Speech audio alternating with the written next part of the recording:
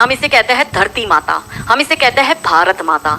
इस देश में देवियों का नाम पहले लिया जाता है। हमारे यहाँ योद्धा रानियों का जन्म हुआ है। अब कैसे इसको बर्बाद करना है, तो इसके मेन सूत्रधार है, पहला बॉलीवुड, दूसरा टीवी सीरियल और तीसरा ओटीटी। 30 से 35 साल की शादीशुदा महिलाओं को बिगाड़ने का काम एकता कपूर जैसी महिलाएं अपनी टीवी सीरियल के माध्यम से करती है।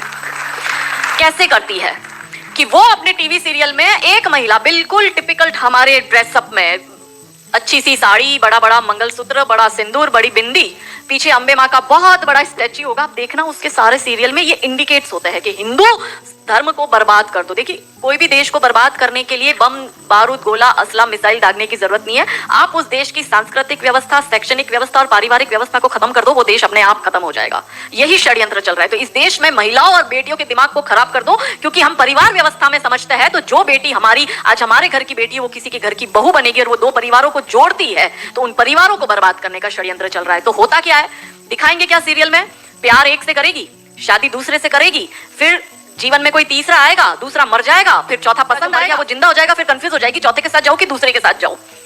यही दिखाती है वो। क्या सच में यहाँ जो मेरी महिला, मेरी बहनें बैठी, वो बताओ कि क्या हम हिंदू महिला है चार चार पुरुषों के साथ संबंध रखती है? बताओ, जोर से बोलो। क्या हमारे परिवारों में ये होता है कि हम एक को पसंद करते हैं, हम दूसरे से शादी करते हैं, फिर हमें तीसरा पसंद आता है, फिर हमारा मर जाता है पति, फिर हमें चौथा अच्छा लगता है, और जो मर गया पति वो सडनली जिंदा हो जाता है, फिर हम कंफ्यूज होते हैं हम किसके साथ जाए?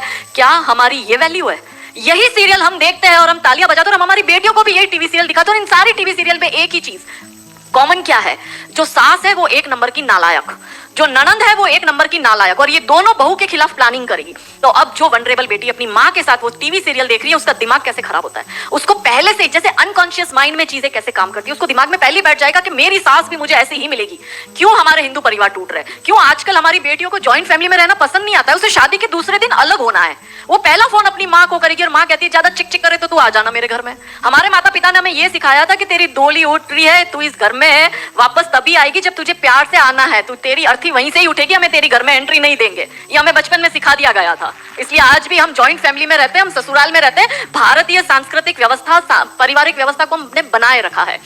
फिर एकता कपूर क्या करेगी? अनुपमा जैसी सीरियल में, ये एक ऐसी सीरियल है इसमें इतने ब्रेकअप और इतने डिवोर्स दिखा दिए कि इतने तो मुझे लगता है यहाँ जितनी मेरी बहनें और जितने मेरे भाई बैठे, इनके जान पहचान परिवार पूरे खानदान में नहीं हुए होंगे, इतने उस एक सीरियल में दिखाए। अब हमारी बेटी जो वहां जाती है उसको लगता है मेरी ननद नालायक, मेरी सास नालायक। इसलिए आप देखो, सास बहू में निपटी नहीं।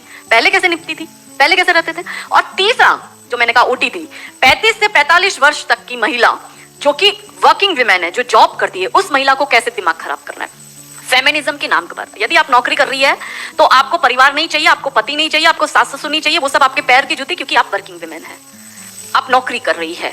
और एक हाथ में दारू का ग्लास, दूसरे हाथ से सिगरेट फूको, अंग्रेजी में बड़ी बड़ी गालियां बको और आप अपने आप को फेमिनिस्ट कहो। क्या ये फेमिनिज्म है? ये फिल्म क्यों नहीं बनाते नायिका देवी पर, दुर्गावती पर, रानी कमलावती पर, रानी चिन्नम्मा पर, रानी अब्बका पर, रानी लक्ष्मीबाई पर? ये ऐसे फिल्म क्यों बनाते हैं? ये बनाए रानी नायिका देवी पर फिल्म